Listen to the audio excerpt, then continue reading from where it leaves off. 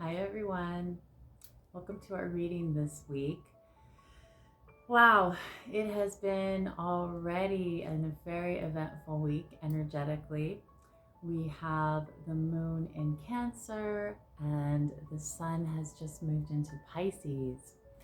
This is a lovely combination of two watery signs, and we will have the moon in Cancer for a little bit longer before it moves into Leo in the next, I'd say, 24 to 48 hours, depending on when you're watching this video.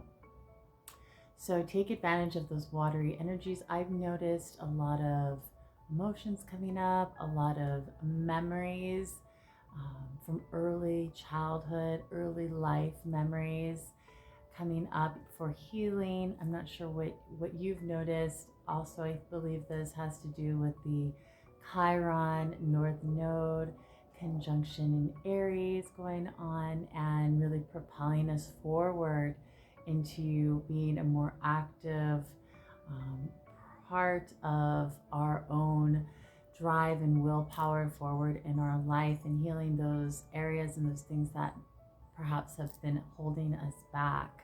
So depending on how that reflects to you, take what is valuable, leave what isn't. We are always finding our best message and correct message for ourselves as we move along our pathway and unfold life.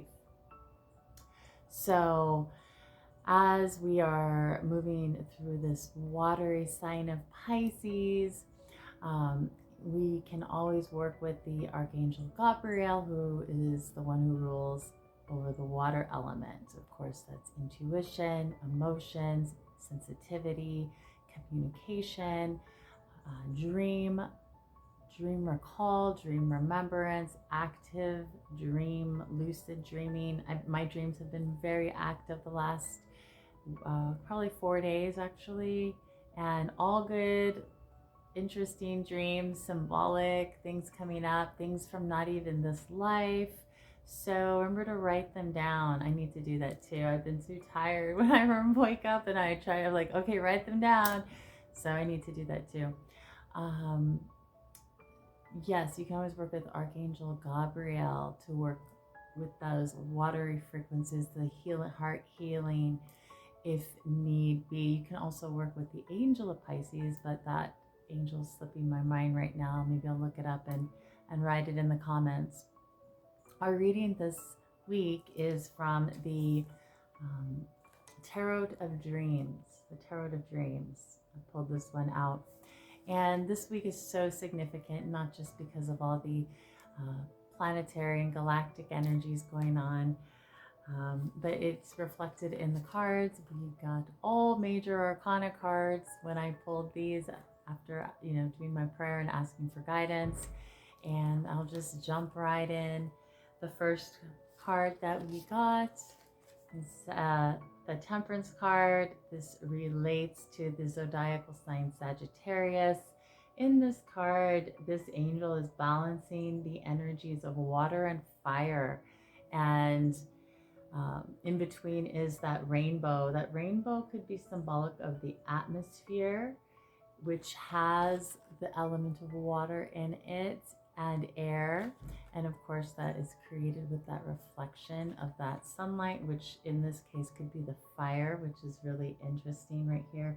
So immediately what's coming into mind, how can we bring more of that rainbow energy into the duality of water and fire, those two extreme aspects within and outside of ourselves, where there may come up things that may seem like conflict, may seem like abrupt, in your face changes or shifts, or just things coming to attention. How can we flow more fluidly, or how can we bring more insights into these things to uplift them, lighten them up so that they don't seem so heavy and crashing together? Of course, bringing spirit and consciousness, higher consciousness into it, asking for divine assistance. Our spirit presence is always with us. We are that manifestation of spirit in the physical octave.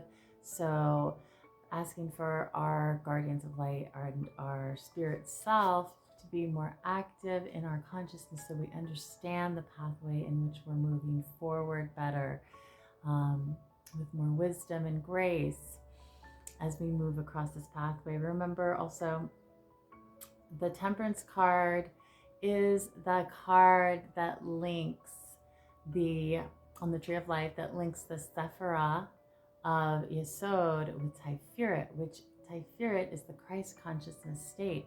So we're linking the etheric realm, the realm of the conscious mind, or the psychic realm, or the what's the word I'm looking for? The energetic realm, with the realm of the higher consciousness, the balanced state of consciousness with the God, Goddess, present self of source energy, the Buddha state. So we're rising into that. That is the goal. That is the desire in this card. I know that was a lot. I love that there's the violet light around it. That could be symbolic of the galactic realm or the starry realm, or it could be symbolic of the violet fire. Those of you know, I do work with the violet flame of Saint Germain, and there's a great tool to use for transmutation down to an atomic level. The next card that came through is the Fool card. This is the, it's so wild. This is the first card of the major arcana. This is a beginning card. New beginnings, new pathways are open to us. What are we choosing? Where are we going? Are we looking ahead? And I just have to tell you this right now. I'm going to tell you the second, because the third card is the World card. This is the last card of the major arcana. We have the first and the last. We are beginning and we are seeing our end at the same point and the same time. So remembering from this present moment, we are creating the beginning, we're creating the ending in one moment, in that present moment, right? So I have this vision of like time being a linear pathway, but the ending and beginning are existing within the same point, which is technically not really linear. Because if it expands out from a point, it is the expansion of the universe in an outward way, not in a forward way. That's what I see in my consciousness right here. So how are we creating our moment, our alpha and omega, our beginning and our end, from the point to the expansion of the universe? This is so cool and so powerful right here. So let us be discerning in the ways that we are moving forward, not haphazard. Let us be focused. Let us gather our energy into that point, even if we may seem like we're out and feeling and experiencing all of it. This is in the Hebrew alphabet. Aleph is the letter that is attributed to the Fool card, which and it's symbolic of air, and it is also, let's see, Tav is the Hebrew letter that is attributed to the World card, and it is connected with the planet Saturn. Saturn is the culmination of all things. Also within Saturn is the great mother, the great womb of the universe, the great creation. So what are we bringing into creation? Through the air, the breath of life, the first breath.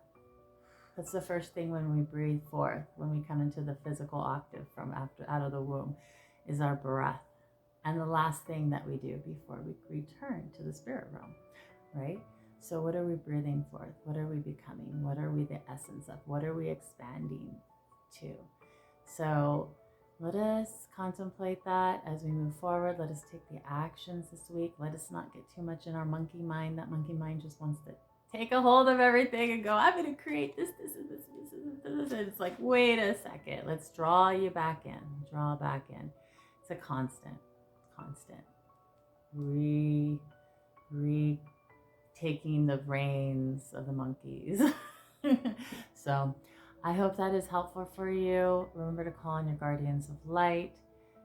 The angelic realm, the ascended realm is always there to assist. And remember, we are that spirit realm at the same time too, in the physical octave. So remember to drop down in your heart center and create from the center, from the spirit to the center out. Okay. Sending you so much love. I'm doing readings over Zoom if you'd like to book one. And I was going to tell you something else, but I don't remember, but maybe I'll do a quick video later. All right. Sending you so much love.